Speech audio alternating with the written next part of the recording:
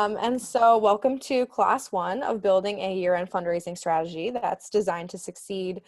Today, we have the wonderful Kelly McLaughlin here, who is your nonprofit coach. And so Kelly draws from over 10 years of experience working at different organizations, specifically building individual giving and growing that. So she's grown that over $1 million in just a couple of years at an organization. From the ground up. And so she has so much experience and a wealth of knowledge to share with us about how you can really, fundraise online and offline as well. And specifically around year-end fundraising, it's so important to have such a solid strategy and plan in place to help you really take your year-end fundraising to the next level. And so yeah, I'm really excited for the class. Thank you so much, Kelly, for joining us. Yeah, thanks, Candace. I'm excited to be here. So we are going to be talking today about building a year-end fundraising strategy that's designed to succeed. I think I'm so glad you all are here and signed up at this early date because it really does start with a good plan that you start well in advance. So that's one of the biggest mistakes I see is not planning soon enough. And so if you're here, you're already starting that. So well done to you. Just a little bit about me. As Candace said, I've been in the nonprofit industry for about a decade, a little over. I started my career at bigger nonprofits and kind of learned best practice from industry leaders. And then I kind of followed my heart to smaller organizations that were making an impact in my community that I wanted to serve my community a little bit more directly. So that's how I ended up in consulting, was wanting to make best practice and those big obstacles that feel huge to small nonprofits, something that people can feel like you can attack despite despite maybe smaller staff or resources that aren't quite as much as you feel like you need. So anyway, that is where I come from. Is I am about empowering small nonprofits to take their fundraising and their mission to the next level. So that's just a little bit about me. Oh yeah, and so and I just wanted to do a quick note. I'm sure all of you know because you signed up from our emails, but just a little bit about CauseVox as well. So CauseVox is a digital fundraising platform that can help you raise more with less effort online. So whether you're running donation pages, crowdfunding, peer-to-peer fundraising, virtual fundraising events now, and especially a lot of activity during year end, really using all of these tactics and tools. So if you're interested in taking a look at CauseVox for your year-end fundraising and getting a tool that can help you really take that to the next level as well, feel free to check us out. And yeah, so this course is presented by CauseVox, and I'm here to help if anyone has any questions as well. So sorry, Kelly. No, you're fine. We'll turn it back over to you and learn a little bit more about what's included in the course. Yeah, for sure. So this is a 3-part course. Each class is about 60 minutes. You have on-demand access to the course to watch anytime after, and access to the slides of the course. And then everybody here can get a CauseVox basic plan to run your digital fundraising for free. I highly recommend it for year-end planning. Most of my clients that I'm working with will be using CauseVox this year, so I will. I'll give a big plug to them for that. You'll get a free 30-minute digital fundraising consultation for CauseVox users, and also a free 30-minute coaching session with me. And I will give you details about that at the end. So just stick with us to the end and you'll get all that information. All right, so starting out, I like to start with the donor pipeline because I think it's important that we understand where a year-end campaign falls within this donor pipeline. So a donor pipeline is the basis of a proactive, relationship-based, donor-centered fundraising program. And the year-end appeal really fits into the convert solicit piece of the donor pipeline. And if you're looking at this, you'll notice that that's in the very, very middle.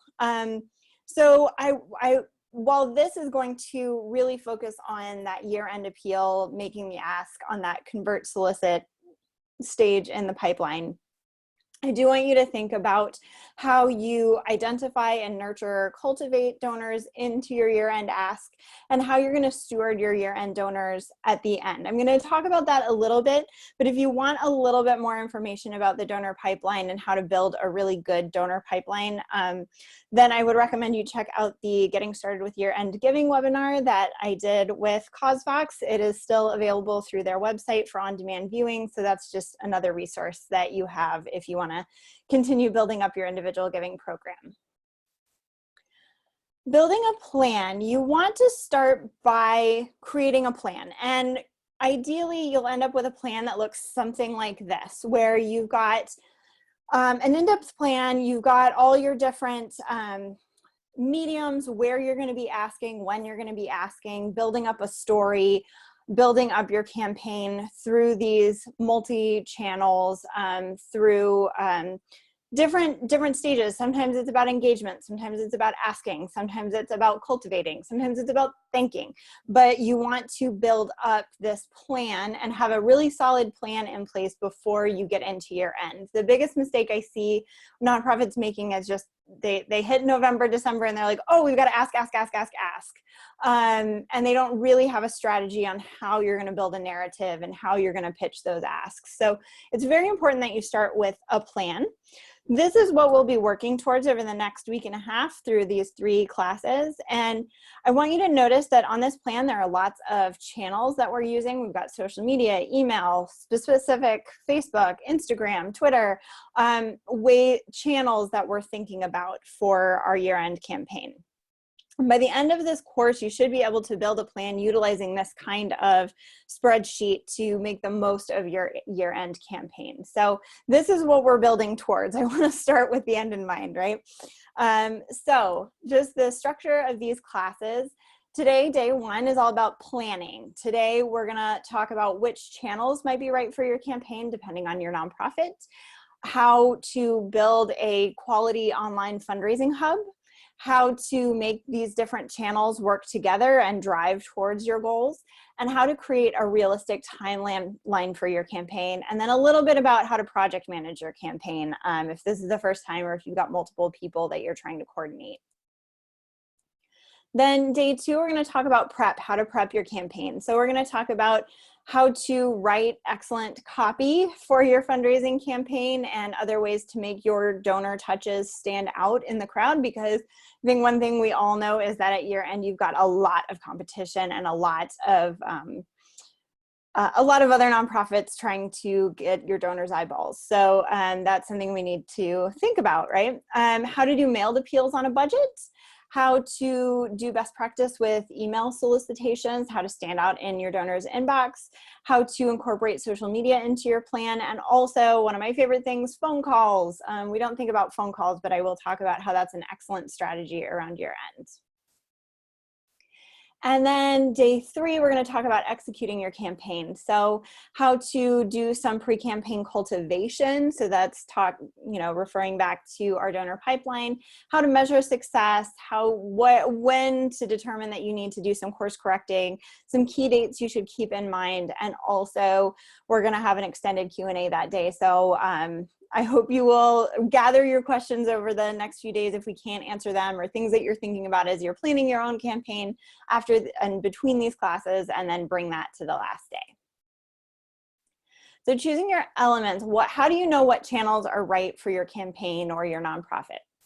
So the first thing I want to talk about is mailed appeals. I think when we think about year end or fundraising campaigns, so many people think about mailed appeals. So I wanted to start there. And I think some people think mailed appeals are maybe on their way out, but I have seen the opposite be true. I think a really great multi-channel campaign can incorporate offline channels in mailed appeals and phone calls. So the pros of a mailed appeal, they're helpful for reactivating donors because you can target them more specifically. You get a better response rate for older donors. So one of the things I've seen is there are generational gaps in where people are willing to give. You have a certain segment of the population that is comfortable with all of these channels. And then you have a younger generation that's totally cool with Facebook donating. and other people who are very cautious about that. There are people who are really suspicious of online online giving and are not super comfortable with that. That tends to be an older generation, and they want to send you checks. And so I've noticed with mailed appeals, you tend to get a better response rate from those older donors by soliciting them where they're the most comfortable. So if you're an organization that has a significant amount of older donors, I do encourage you to look at whether or not a mailed appeal would be feasible for your organization. If you have younger donors, then I would say mailed appeals probably not where your donors are at, not how they want to hear from you. So that's something to think about as you plan your campaign. For smaller nonprofits, you can really stand out in the crowd with some really well personalized mailed appeals, and that's something we'll talk about in the second class. And then the other thing is you can start mailed appeals very small. They are a money investment, but you can start with a small test group to see if it's something that's going to work for your population. The other pro I see in mailed appeals is they can be much longer format stories, and that's something that some organizations benefit being able to tell their story in a longer format. The cons to mailed appeal, the obvious one, they're costly. You have to pay for printing, you have to pay for postage. If you're using a mail house, that is an additional cost. So it can be costly. So you need to think about how much return you're going to get on that investment. You do need good, clean data, or else you're going to get you're going to put that 55-cent stamp on a lot of them, and they're just going to get returned to you. So clean data is really important. I often recommend, if this is your first time getting into this and you're not sure how good a quality the address data is in your database, to invest in a national change of address. That's an NCOA check on your database. It requires more effort to determine the effectiveness of a mailed appeal if you're not using a mail house and a fancy database, but you can do it. And if you don't have a mailing list, you do have to buy one, and then that is an extremely low return rate. So I would say mailed appeals are the best choice for organizations that have an older donor base and you have their addresses already. So I don't often find this a great way of finding new donors for your cause. And just as an example, this is a mailed appeal that I did for the Old Greenbelt Theater, which is a small art house nonprofit in my neighborhood. And this is an appeal that we did last year with them. So this is, when you think of mailed appeal, I just wanted to have an example. We'll get into the how-tos and whys and all of that later, but just so you know what I'm talking about, this is kind of the mailed appeal that I'm talking about. Email appeals. The pros of email is very inexpensive to do email. It's very simple to carry out technically, and you can personalize easily. So if you have a database where you've done some good segmenting, you can really personalize email appeals very easily with mail merge features and whatnot. Oh, excuse me. And then it's easy to track the results from email appeals. It takes a little finessing to make it all work together sometimes, but you can easily track results. You've got a lot of data. And the cons are, the cons are obvious. Open your email inbox and tell me what the con is. People are inundated with email, right? It takes a lot of skill to capture attention. So standing out in that inbox is the challenge to email appeals. I would say don't let that scare you away. Just make sure that you're really investing time in good copy editing and doing the things you need to do to stand out in your donor's inbox. So again, here is a mailed appeal or an email appeal that I sent with the Old Greenbelt Theater that we did as part of their year-end appeal last year. So that's what I'm talking about there. Social media, the pros, it's inexpensive, right? There's a low barrier to entry. It's an excellent way to reinforce the rest of your campaign. And with the right tools, it's easy to track engagement. I love social media for the feedback feature, right? So direct mail, you get a donation or you don't have a lot of data gathering there. You don't get a lot of feedback on your messaging. With email, you get a little bit more. People can reply, you can see click-throughs and all of that kind of thing. The thing I love about social is you can really engage your audience here. You can get them hyped up. You can ask them to share. They can become ambassadors for your mission. So the pros of social media are really great engagement and that kind of immediate feedback on how your messaging is doing with your donors. The cons, you need a pretty decent following to raise a lot on social media. So if you're kind of new to that and you don't have a ton of followers, it's a channel that's a little harder to raise money from when you have a small following. I have found personally it's a little harder to get results with social media alone. So if your entire year-end campaign is just social media, I've never seen great results with just that. It requires a little skill to capture attention, just like email. So especially at year end, there's a lot of noise out there. You got to cut through the clutter. And the big downside I see to social media is it's not personalizable. You really have to talk to your whole audience and do it well. And so there are some tricks to that, but you can't call out their name. You can't say, since you came to this gala, we want you to consider giving to us. You know, you can't personalize it that way and segment quite as much. Here are some graphics that we did with social media for the Old Greenbelt Theater's year-end campaign last year. I love social media as somebody who's an extremely visual person. I do love social media for that, is with some really easy tricks, you can make some great graphics. I recommend investing in Canva. It's free to nonprofits, so it's not much of an investment. You just have to learn the tool. And Canva can turn out some really, really beautiful social media graphics that can grab your donors' attention. So as a visual person myself, I really, that's something that I like. And I like to see organizations using social media and great graphics. The telephone, this is one I feel like not enough people think about. Pick up the phone and call your donors.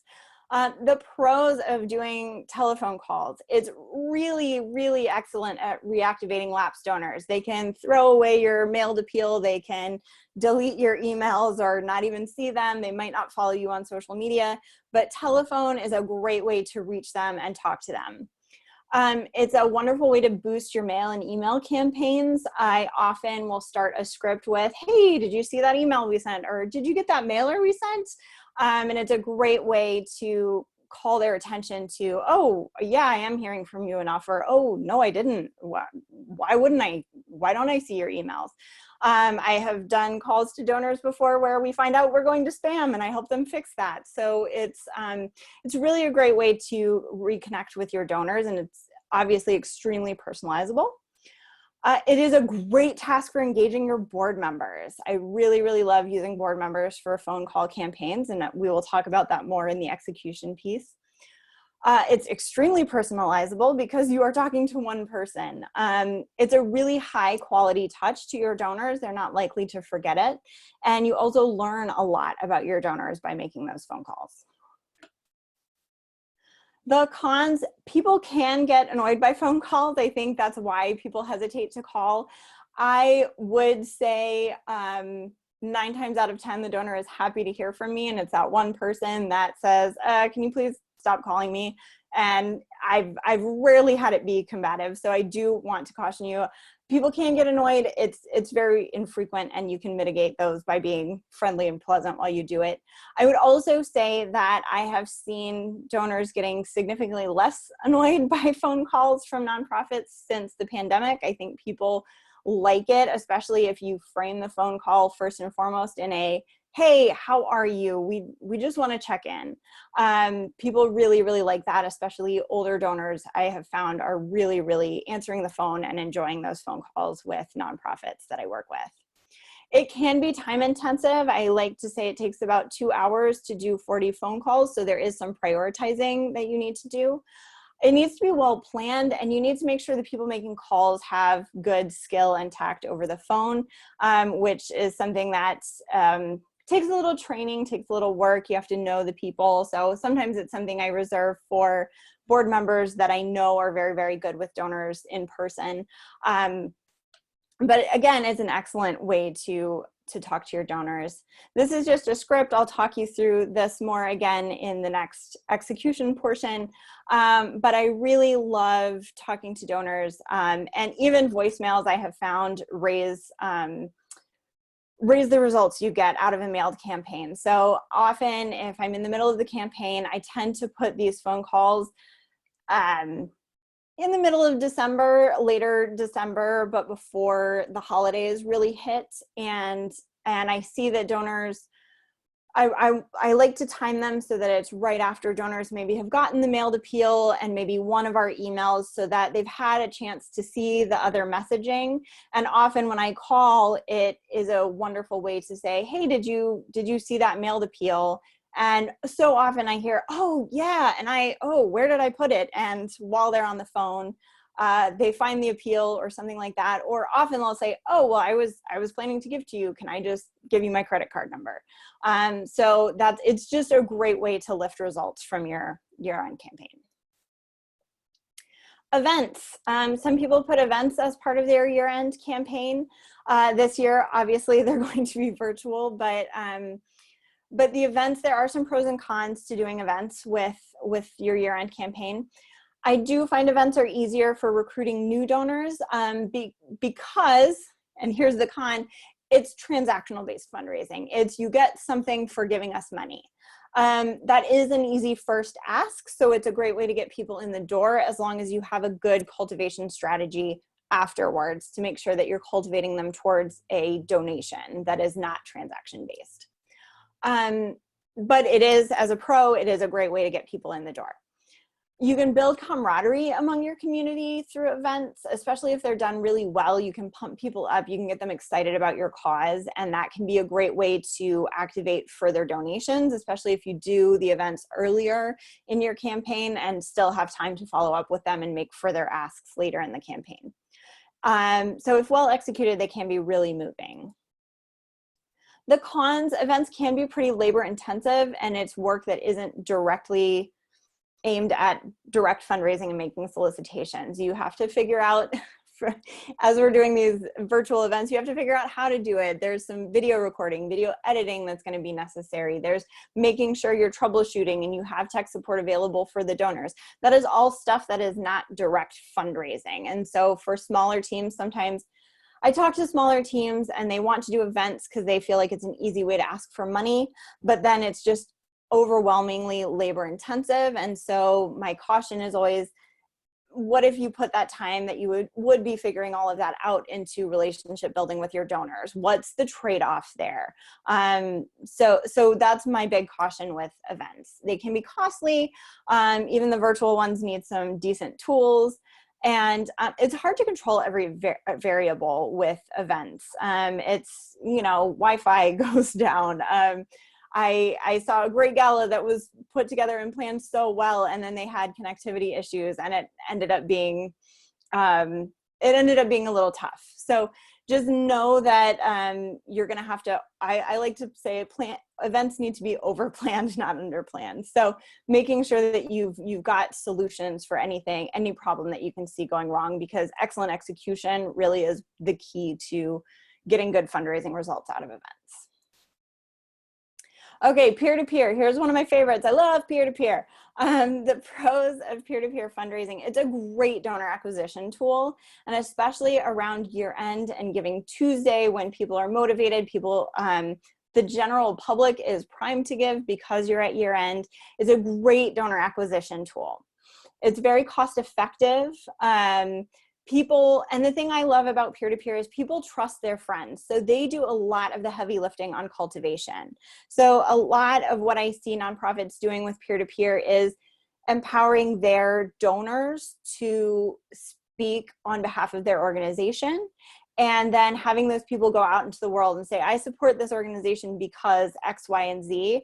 And for me, I'm a sucker for peer-to-peer asks myself, because if my friends really love a cause and they're passionate about it, I get really, really excited about it. And so peer-to-peer can be such a great way that you actually can skip a lot of the heavy lifting on cultivation, because people are trusting their friends to have evaluated the organization and tell them the truth about an organization. So I find it's a quicker converter. The cons of peer-to-peer, it takes a fair amount of planning to do a really good peer-to-peer campaign. It really requires excellent execution, a good tool, but I will say CauseVox makes it easier. And success is dependent on the people you can recruit to fundraise for you. So the biggest mistake I see with peer-to-peer is somebody sets up a page and then, you know, starts a campaign, tells people to sign up, but they haven't really invested a whole lot of time in giving and building and creating tools for their fundraisers to use. Here again, I've done a course with CauseVox on peer-to-peer fundraising, so you can look that up if this is something that seems right for you. You can really, and you really want to invest time into peer-to-peer. I would recommend that course because peer-to-peer is an art unto itself, but I love peer-to-peer and incorporating peer-to-peer into year end. So multi-channel campaigns, how do you make them all work together? I'm just going to take a sip here. So this is a little visual that I made. I'm a visual thinker. I think I said that a few times already. I always think of all of these channels driving to one online fundraising hub. So one page where I'm driving everything, where I'm saying, hey, go here to make a donation. So you'll see here's a campaign I've conceptualized. The online fundraising hub is the center. That's where I'm driving my audience. And the main ways I'm driving my audience there is through direct mail, email, and peer-to-peer. This is a fictitious campaign I'm building, but it's based on some campaigns that I've done for organizations. So I will choose these three main channels, and that's how I'm going to drive people. And then I use, for example, social media to drive to email and my peer-to-peer campaign. Sometimes I'll have an event that supports the peer-to-peer campaign and a phone campaign that supports the direct mail and email. So all of these channels, you can have all of these channels driving straight to your online fundraising hub, but you can also kind of have a few primary channels and use other channels as kind of secondary to reinforce your asks. So this is a model that I have found really successful, is having direct mail, email, and peer-to-peer be my main channels. And then social media supporting email, peer-to-peer, phone supporting email and direct mail. And then sometimes an event if I've got a peer-to-peer that lends itself well to some sort of event. But you can always remove that event element. It works just as well without it. So establishing your fundraising hub. Oops. Oh, no, sorry. Thought I clicked on the wrong thing. Everything revolves around your online fundraising hub. It's a home page for your campaign that centralizes the information and is a primary place where you're going to gather donations. So having a hub can also help you visualize how you want to build out your campaign.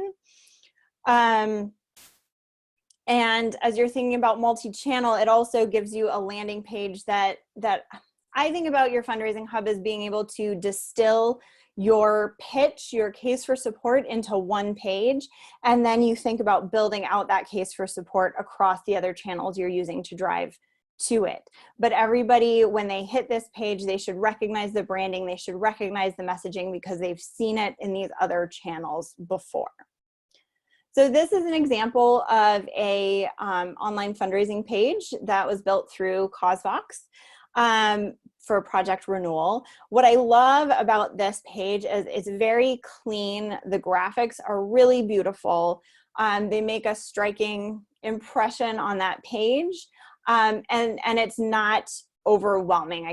I see a lot of graphics get really overwhelming because they're trying to do too many things. I love how this is just a beautiful image with a call to action, and then you can see the thermometer and obviously the donate button. I love that the graphic is the same color as the donate button, so those are the things that stand out. I see in yellow, save lives this holiday season, and I see in yellow, donate. I just love their use of color to draw that, draw your eye to those two calls to action. You can clearly see their goal and their amount raised, and how many donors they have. This is a basic feature of CauseVox. So if you use their platform for your online fundraising hub, you can really, this is kind of pre-built for you, which is lovely. And you see exactly where to take action. So if you scroll down that same page, this is what you see. They round out the page with a really strong case for support. They've got some narrative. They've also got some statistics, and I love that. And then on the right hand side, you see faces, you see their clients, you see the people you're donating to. So I love that they've got the narrative, they've got the impact, they've got individuals, they've kind of got all of the right messaging there. They've got testimonials from their clients with quotes, and you can see their smiling faces. And faces are something that people are always really motivated by. Faces looking directly at a camera in particular are what build an emotional reaction in people.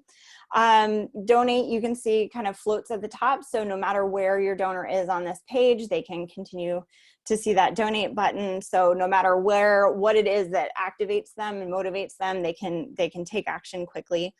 And so this is just a great example of making that case for support on this landing page. Here's one other example. This has a little more going on, but it's not overwhelming. They've used some wonderful graphics. They've got lots and lots of people. So I think it builds, whereas the other page was much more individual, this creates kind of a feeling of, oh, there are a ton of people doing this. There's excitement, there's energy. They still have their case for support. They've got a video. I love CauseVox. You can start at the top with a great graphic like in the last one, or a video. Either one is great. I love using videos for fundraising campaigns.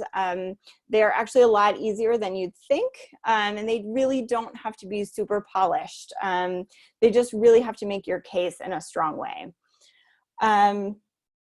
So I love the vibrancy of the colors here. And again, the make a donation is in a contrasting color, so it stands out. And then again, when you scroll down, you see these wonderful graphics. They've got their case for support. And one thing I love about this page in particular is they have their social media on the sidebar, and it gives some dynamic content to this page, which is fun. And also the dynamic content will ideally reflect the campaign and what's going on their social media, so that there's more up-to-date things, but also hopefully you're seeing some graphics in the social media channels that reflect what you're seeing on this page. So I really like that social media dynamic content that's incorporated on this page. So I just wanted to show you a few examples of what a really great fundraising hub is.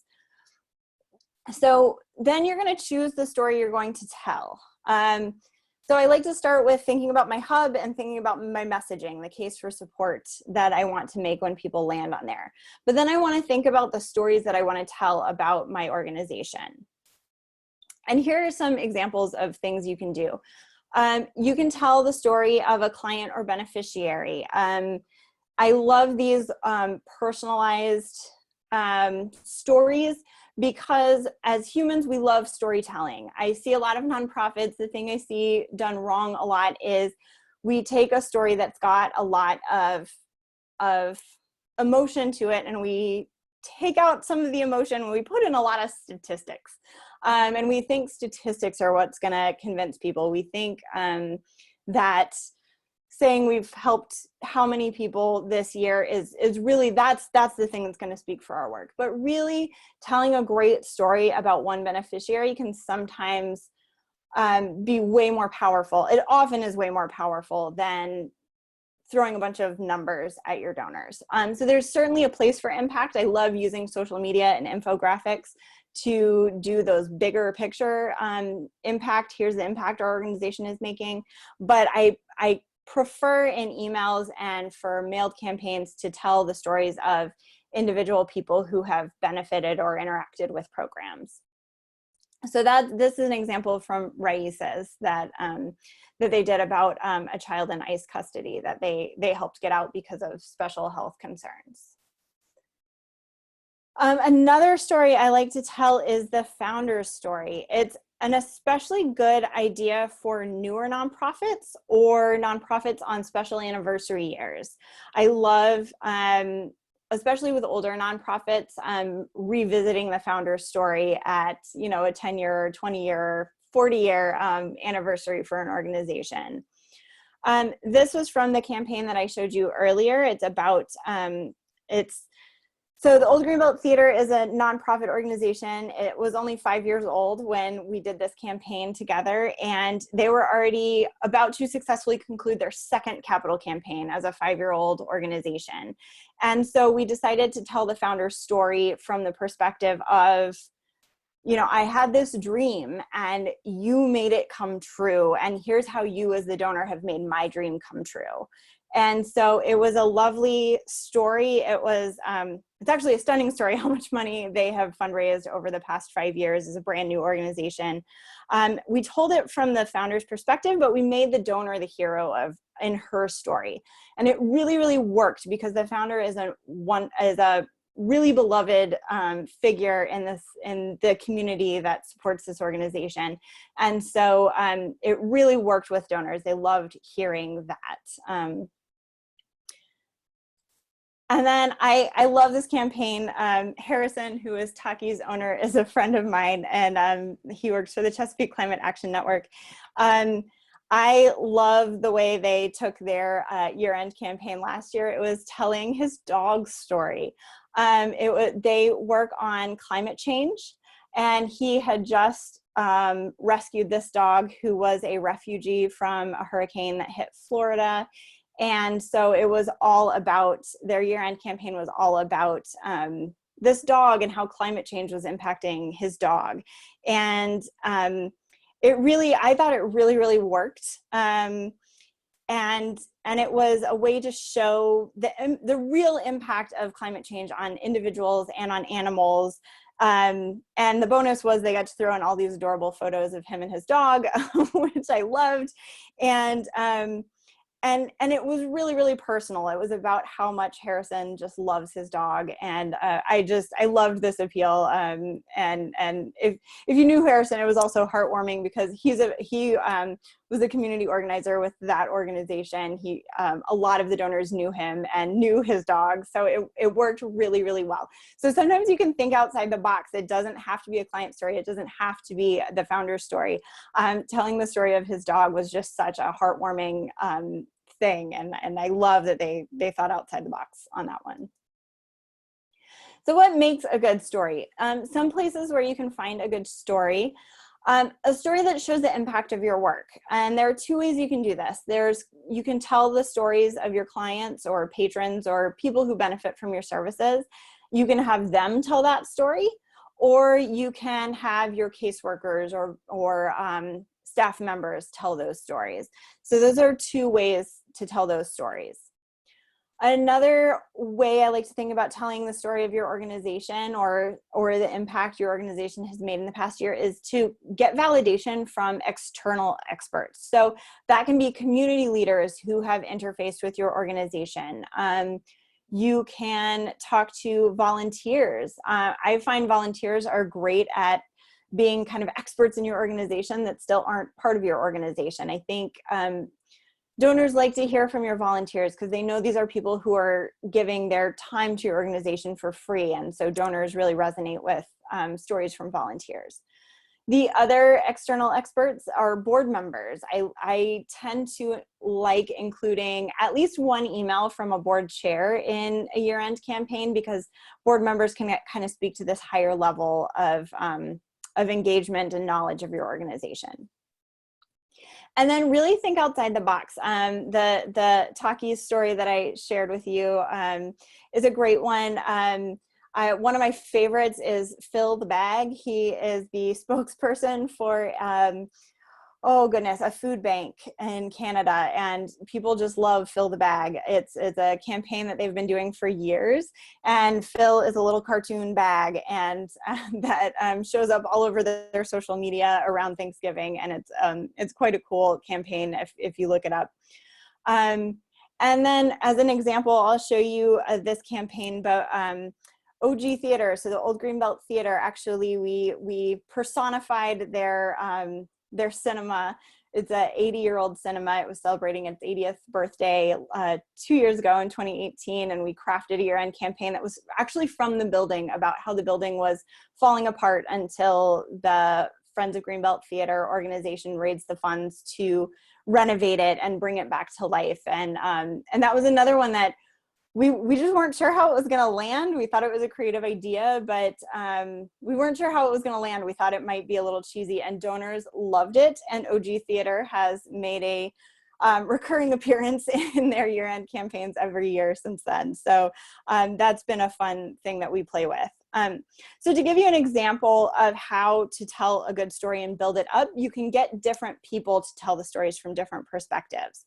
So for the Old Greenbelt Theater's campaign last year, we sent one from the theater, and that was kind of the emotional side of it. We sent an email from the development director, which was a technical email about, hey, we have a matching gift and we have tax credits. And so here's how you take advantage of that to maximize your giving. Then we had the email I showed you from the founder that was about how this organization has exceeded her wildest dreams, and it's all because of the donors. And then the board chair, as an external validator, the board chair is also the biggest donor to the organization. And so she kind of talked about why she gave so much to the organization. And it was an incredible external validator that we used in their campaign. So once you've picked your story, or stories more likely, then you want to pick your channels and think about what you want to build on, where you want to build those stories, how you want to tell those stories across those channels. So using the pros and cons I started with, you want to pick which channels are right for your organization based on the work involved, where your audience is going to receive that message, and how you want to tell your story. So for me, your bare minimum starting point is you're going to want your fundraising hub and email campaigns. But then think about where to reach your audience. If you have primarily older donors and a tiny social media following, hitting social media hard in your year-end campaign is maybe the wrong move, and direct mail is where you want to go. If you have much younger donors, then a more digital campaign is absolutely where you want to lean into. I've even seen, I've worked with organizations where they primarily have a younger following, so we're mostly doing a digital campaign, but we do a very small mailed appeal to those older donors who have always given by check, for example. So that's something you want to think about, and how big do you want each of those components to be in your campaign. And then you want to figure out how the elements will work together. So that's that chart that I showed you originally. Where are they going to interface with each other? Are they all their own platforms leading to your fundraising hub, or are there things that you want to use to reinforce messaging from other places? So for example, this is a progression that I will sometimes use as a starting point for a lot of organizations that I work with. So I'll start with a launch email that has something about, this is the incredible impact we've had in the past year. You gave this much last year. We're really hoping that you'll do that again, or double your gift to this amount to have an even bigger impact. Some messaging like that. And then we'll drop a direct mail appeal shortly after that to the people that we think need to get that direct mail solicitation. Often that is, I will go through the database and we'll pull the emails we'll pull the people who primarily give by check. That's a great indicator to know that that's somebody who maybe needs to get a mail appeal. Then we'll send 2 to 3 emails and then initiate our call campaign. And we'll do social media throughout all of that, and then wrap it up with some emails at the end. And then of course you want to think about as the campaign goes on, are there things you need to do on your website or on your fundraising hub to reflect any changes in your messaging throughout the course of the campaign? So you can set them up and have them be static, or it's something you can go back to and revisit and build on throughout the campaign. So thinking about what will you send and when and through what channel. I like to think about the progression and how you're going to build a narrative over the course of your campaign. For example, the example that I use with the Old Greenbelt Theater, and I'll walk you through some of their materials in a moment, but we thought about how do we tell the same story but from a bunch of different standpoints.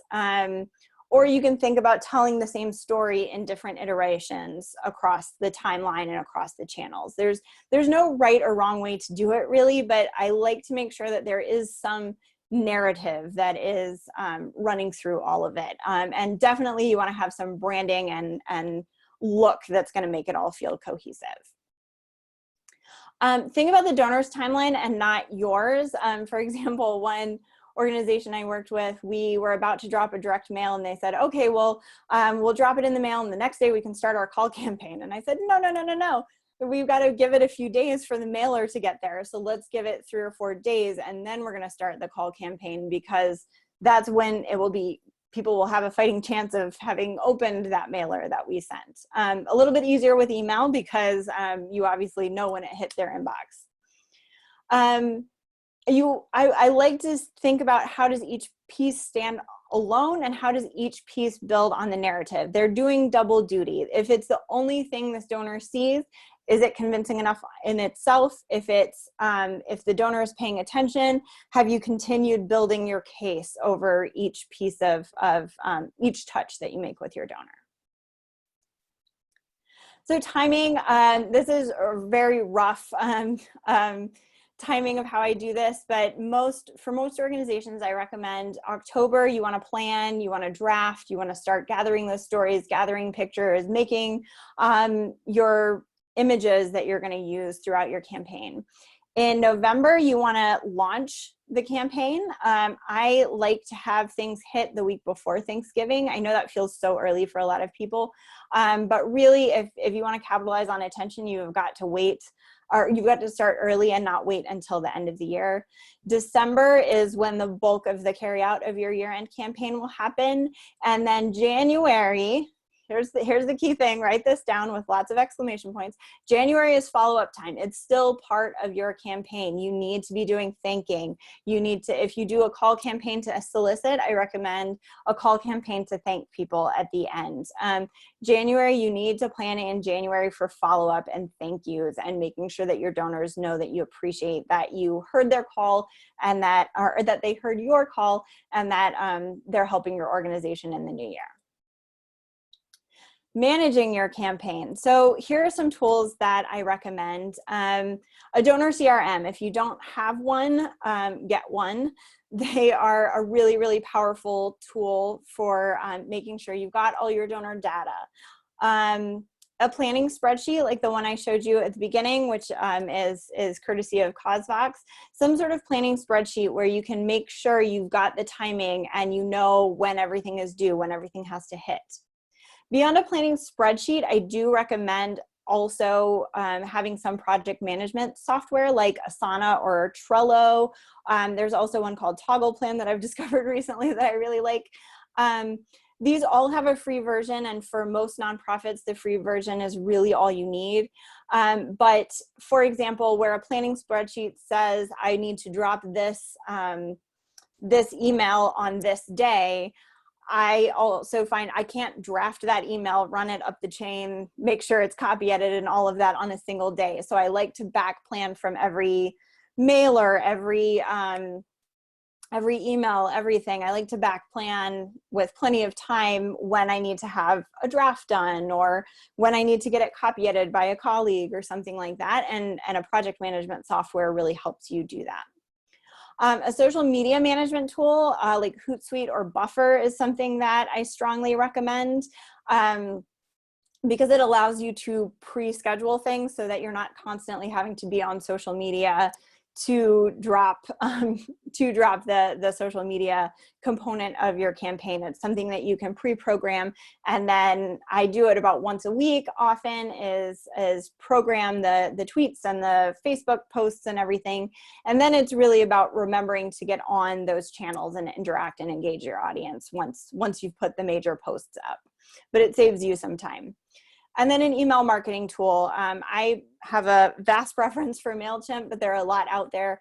But having something like that allows you to do good email marketing, make sure it has a strong mail merge feature that you can use. So those are some tools that you need. I also highly recommend, if those isn't clear enough in the fundraising hub, I really, really recommend CauseVox as a platform for creating that online fundraising hub, just because of how easy they make it to build, how easy it is for donors to give, the interface, the ability to customize that and make sure the donor has an excellent experience.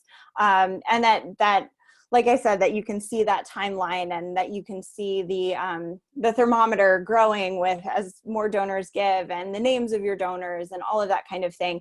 I love that as your online fundraising hub that you're driving everything towards. So those are the tools that I strongly recommend. So we're coming up on the hour. I want to leave some time for questions. This is only class 1. So if you have next class, we're going to be talking about how to actually build it, how to do the copywriting, how to actually implement all of these things. But today I just want to get you started on which are the channels that I want to think about and invest in, so that you can come to the next class thinking, okay, I really want to pay attention and make sure I get the most out of email next time. So if you need a coach to help you implement this, this is something you'll see at the end of every class, but fitnotprofit.com/CauseVox, and you can request a 30-minute coaching session with me. You can go ahead and book that if you want, or you can wait until we're all through with this. But that's what I've got. Candace, do you want to open it up to questions? Yeah, definitely. Okay, great.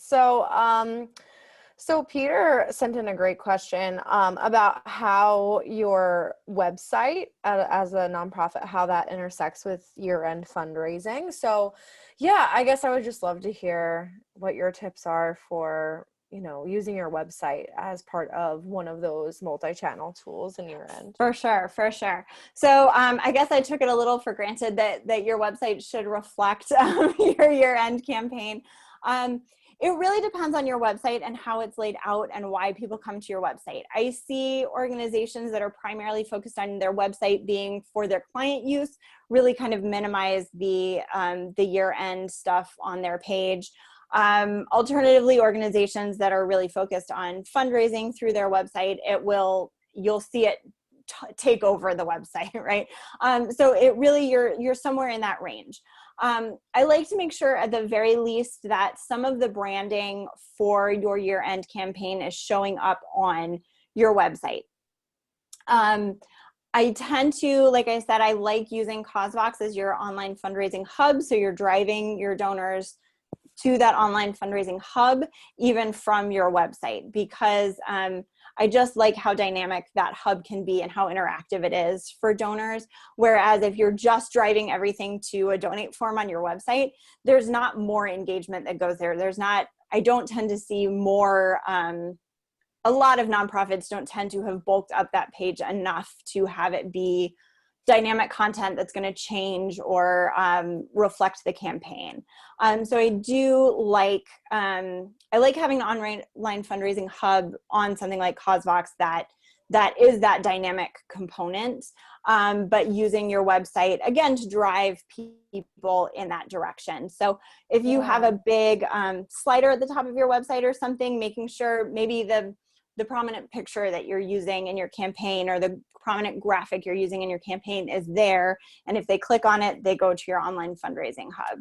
I've seen organizations, I've worked with organizations where we will take, if the organization has a blog that a lot of people read, we take the email campaigns and we put them on the blog and drive them to to the online fundraising hub. So those are a couple ideas, but yeah, you definitely want to take a look at your website and see wherever you've got donate stuff normally and wherever you have some content that can be kind of dynamically changed, how can you make sure that for example, I think the worst thing you can do, right, is like you're sending an email. You're sending emails every week to your donors that are branded for your year-end campaign, and then they go to your website for some reason, and there's nary a mention of, of your campaign. So you want to make sure it's there. But I tend to invest a little more into the hub than the website for a lot of campaigns. Yeah, definitely. I think yeah, I just, as a quick tip, just have it somewhere on your homepage.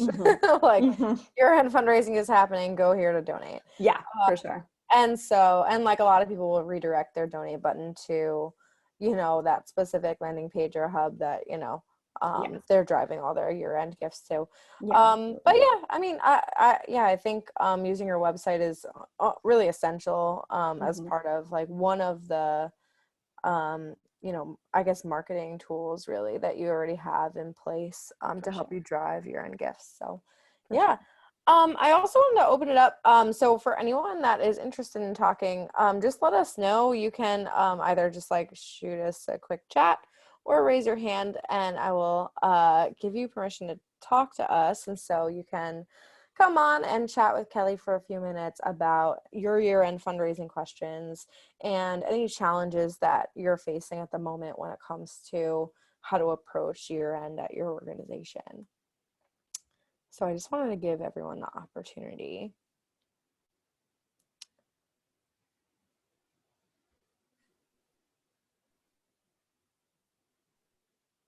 So I figured we'll hang out for another couple minutes and yeah, we'll just see if anyone has any more questions for today. Just as a reminder, the next class is on the 13th, so Tuesday at 2 p.m. Eastern. Yeah, just you can plan on coming to that class. We're going to get into a whole lot more details of nitty-gritty details of really executing your campaign and moving it forward beyond just the the steps that we've walked through today. So yeah, I'm really excited for our next class. Thank you again, Kelly. And yeah, if anyone wants to also make use of that consultation with me as well, I'll include that in the follow-up email. You will be getting a follow-up email with the recording as well as the resources that we mentioned. So you can expect that sometime tomorrow. All right, so it doesn't seem like anyone else have any more questions. We'll of course be doing the extended Q&A during the third class, but we always like to, make sure that we are meeting your needs and tackling, what challenges you're facing. So if you have any more questions that you think of after the class, also feel free to shoot me or Kelly an email, and we would be happy to chat in between. Okay, great. Well, thank you all for sticking with us throughout today's class. We'll see you on Tuesday. And yeah, just let us know if there's anything else we can help with when it comes to your year-end planning. Absolutely. All right. Thanks, Kelly. All right. See you on Tuesday. Yeah. See ya. Bye, everybody. Bye.